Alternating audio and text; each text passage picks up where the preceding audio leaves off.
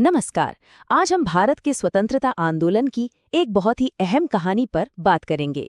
ये कहानी है भारतीय राष्ट्रीय कांग्रेस के अंदर हुए उस टकराव की जिसने इतिहास के क्रूशियल मोड़ पर उसे दो हिस्सों में बांट दिया था। तो सवाल यही उठता है कि आखिर ऐसा क्या हुआ कि एक संगठन जो एक कॉमन दुश्मन के खिलाफ एकजुट था, वो अंदर से ही टूट गया। ये कहानी सिर्फ एक बंटवारे की नहीं है, बल्कि दो अलग अलग विचारधाराओं के जबरदस्त टकराव की है। तो चलिए समझते हैं कि ये सब कैसे हुआ। सबसे पहले देखेंगे कि कांग्रेस में ये दरार आई कैसे, फिर बात करेंगे नर्म दल और गर्म दल की, जानेंगे कि बंगाल के विभाजन ने इस आग को कैसे और भड़काया, 1907 में सूरत में ऐसा क्या हुआ जो बाट टूट तक पहुंच गई, और आखिर में समझेंगे कि इस विभाजन का हमारे स्वतंत्रता आंदोलन पर क्या असर पड़ा। तो कहानी की शुरुआत करते हैं। कांग्रेस, जिसे भारत की आवाज माना जाता था, वो खुद एक गहरे संकट से गुजर रही थी। आइए उस पल को समझते हैं जब ये दरारें पहली बार दुनिया के सामने आईं। सोचिए, कांग्रेस को बने हुए सिर्फ 22 साल ही हुए थे और ये एक बहुत बहुत बड़ा झटका था। सूरत अधिवेशन में जो हंगामा हुआ ना, उसने तो जैसे आंदोलन की पूरी दिशा ही मोड़ दी।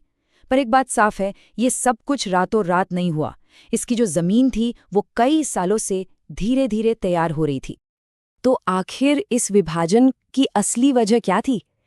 इसकी जड़ में थे दो बिल्कुल अलग सोच, दो बिल्कुल अलग रास्ते। इस सवाल पर कि भारत को आज़ादी मिलने कैसे चाहिए, और इन्हीं दो गुटों को हम जानते हैं नरम दल और गरम दल के नाम से। तो यहाँ हमारे सामने दो अलग अलग फिलॉसफी थीं। एक तरफ था नरम दल, जिन्हें लगता था कि ब्रिटिश सरकार के साथ मिलकर संवैधानिक तरीकों से, याचिकाओं से सुधार लाया जा सकता है। और दूसरी तरफ था गरम दल, जिनका साफ मानना था कि मांगने से कुछ नहीं मिलेगा, आज़ादी के लिए लड़ना होगा, सीधी कार्रवाई करनी होगी। अच्छा, अब थोड़ा और गहराई में चलते हैं। तो ये जो फर्क है ना, वो और भी ज्यादा साफ दिखने लगता है। देखिए, नरम दल के जो लीडर थे गोपाल कृष्ण गोखले, उनका लक्ष्य था ब्रिटिश साम्राज्य के अंदर रहते हुए ही सेल्फ गवर्नमेंट हासिल करना। लेकिन दूसरी तरफ गरम दल, जिसकी कमान थी बाल गंगाधर तिलक के हाथों में, उनका लक्ष्य बिल्कुल सीधा था, स्वराज, मतलब पूरी आज़ादी, कोई समझौता नहीं। और रास्ते, वो तो जमीन आसमान का फर्क था। एक तरफ अर्जियां और प्रार्थनाएं, और दूसरी तरफ बहिष्कार और स्वदेशी का जोरदार नारा। गरम दल की पहचान थे ये तीन बड़े चेहरे, लाल बाल पाल, पंजाब से लाला लाजपत राय, महाराष्ट्र से बाल गंगाधर तिलक और बंगाल से बिपिन चंद्र पाल।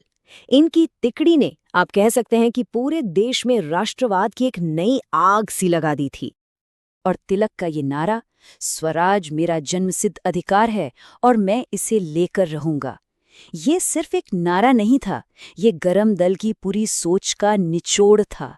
इसमें कोई शायद, मगर, लेकिन नहीं था।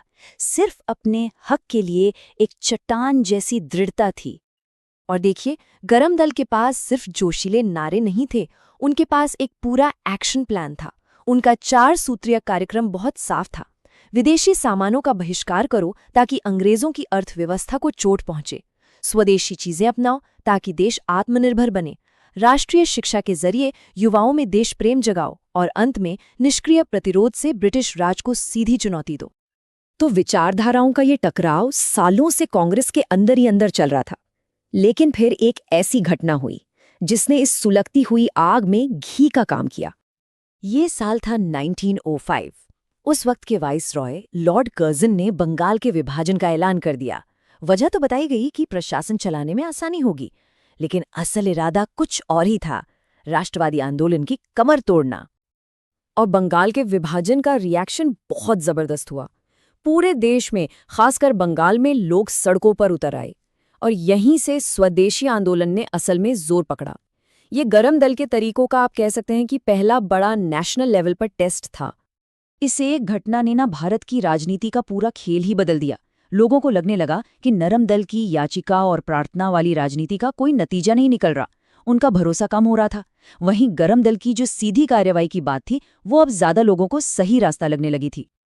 तो चलिए, अब कहानी के उस क्लाइमैक्स पर वापस लौटते हैं जहां ये सारा तनाव, ये सारा गुस्सा एक विस्फोट की तरह फट पड़ा।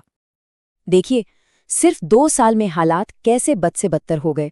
1906 में कलकत्ता अधिवेशन में दादा भाई नौरोजी जैसे बड़े नेता को अध्यक्ष बनाकर किसी तरह बात संभाल ली गई। लेकिन ये बस एक टेम्पररी सॉल्यूशन था। असली तूफान तो सूरत में आने वाला था। और इस तूफान की वजह बना अध्यक्ष पद का चुनाव।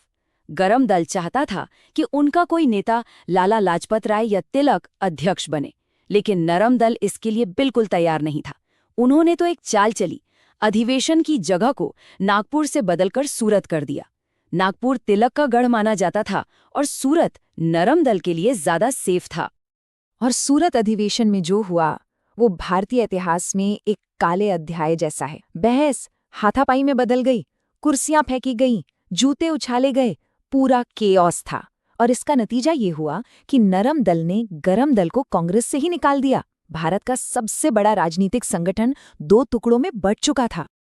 तो सवाल ये है कि इस ऐतिहासिक विभाजन का आखिर हुआ क्या, इसका नतीजा क्या निकला? शॉर्ट टर्म में तो इसका असर बहुत बुरा हुआ। राष्ट्रवादी आंदोलन कमजोर पड़ गया। अंग्रेजों को तो मौका ही मिल गया। उन्होंने गरम दल के नेताओं को दबाना शुरू कर दिया। तिलक को गिरफ्तार कर लिया गया। और नरम दल, वो गरम दल के बिना अपनी धार खो बैठा। वो जनता से कट गया। लेकिन कहानी यहाँ खत्म नहीं होती। अगर हम लंबी अवधि में देखें तो तस्वीर बिल्कुल अलग नजर आती है। भले ही गरम दल को कांग्रेस से निकाल दिया गया था, लेकिन उनके विचार, स्वराज, स्वदेशी और जनता को साथ लेकर चलने का विचार, वो जिंदा रहे। और मजे की बात यह है कि यही विचार आगे चलकर गांधी जी के नेतृत्व में हमारे स्वतंत्रता संग्राम की रीढ़ बने। और अंत में ये कहानी हमें एक बड़े जरूरी सवाल के साथ छोड़ जाती है कि जब किसी आंदोलन का मकसद आज़ादी जैसा बड़ा हो, तो क्या ज्यादा जरूरी है एकता या फिर विचारधारा? मतलब क्या एक साथ रहना ज्यादा मायने रखता है, या फिर जिस रास्ते को हम सही मानते हैं उस पर टिके रहना? ये एक ऐसा सवाल है जिस पर सोचना तो बनता है।